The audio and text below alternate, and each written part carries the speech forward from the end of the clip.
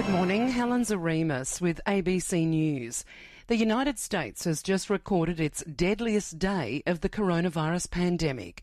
Greg Jennett reports from Washington. The trajectory had been clear for weeks and now the grim tally's in. 2,804 people died from the virus yesterday, breaking the last record daily death toll set back in the spring surge in April. Dr. Robert Redfield from the premier public health agency, the Centres for Disease Control and Prevention, predicts the daily numbers will only climb from here, perhaps all the way through to February. They're going to be the most difficult time in the public health history of this nation. Dr. Redfield doesn't believe the imminent approval of vaccines will relieve any pandemic pressure in the next 3 months. New South Wales health authorities are racing to trace the source of a new coronavirus case, a Sydney woman who worked at a quarantine hotel. Tim Swanston reports. The coronavirus case in the community has ended an almost 28-day streak of no new infections in New South Wales. The woman worked at the Ibis and Novotel in Darling Harbour, while potentially infectious from Friday the 27th of November through to Monday. She was tested and returned a positive result 2 nights ago, with no smoking gun yet as to how the woman acquired the infection. Given she did not have contact with infected people in quarantine, urgent genome sequencing is underway to determine if she contracted the virus at work or acquired it in the community. A woman remains in custody after facing a Melbourne court overnight, charged with the murder of a young couple and their 3-week-old daughter in a house fire.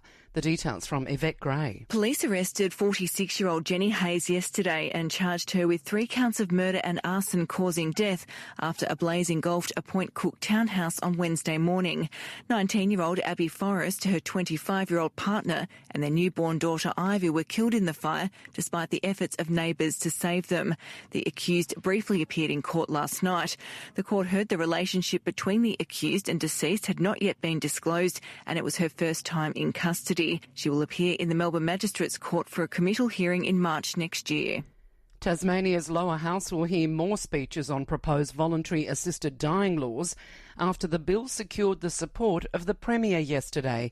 Laura Beavis reports. Most of the upper house MPs who gave second reading speeches yesterday supported the end-of-life choices bill, including Premier Peter Gutwein, meaning it's likely to become law. Greens MP Rosalie Woodruff reiterated her long-standing support for legalising voluntary assisted dying. My innate sense of what's right says I have no place trespassing on that private decision for another person. After the remaining MPs make speeches today, the bill will go to a second reading vote. Then debate will resume next year before there's a final vote. The proportion of Indigenous prisoners in the ACT jail system is now at a record high. More from Isaac Naruzi. The Bureau of Statistics' latest snapshot shows that more than a quarter of Canberra's prisoners in June were Aboriginal or Torres Strait Islanders. Indigenous Canberrans are more than 20 times more likely to be imprisoned than their non-Indigenous counterparts. That ratio is by far the worst in the country. The latest parliamentary agreement between ACT Labor and the Greens includes a commitment to reduce the Indigenous incarceration rate.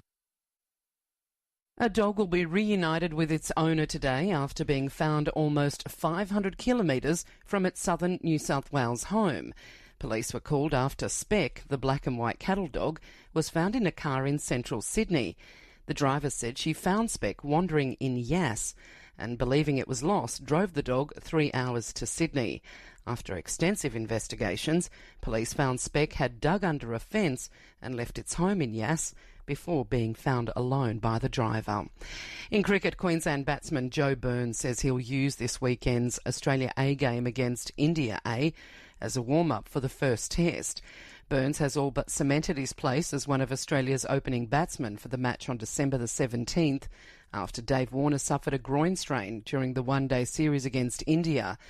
Burns is likely to team up with rookie Will Pucovski for the first test and says he's looking to strike a psychological blow against India in the Australia A game. The focus is always about trying to win games, and starting this week with Australia A, it's about getting our prep sorted for the test series, but also putting India on the back foot and landing the first punch, making sure they don't take any momentum into what's going to be a fantastic series. I'm Helen Zaremis. This is ABC News. You're listening to ABC News Radio. Thomas Ariti with you this morning. Thanks for your company. Making news. These are, sacred lives that were lost as a consequence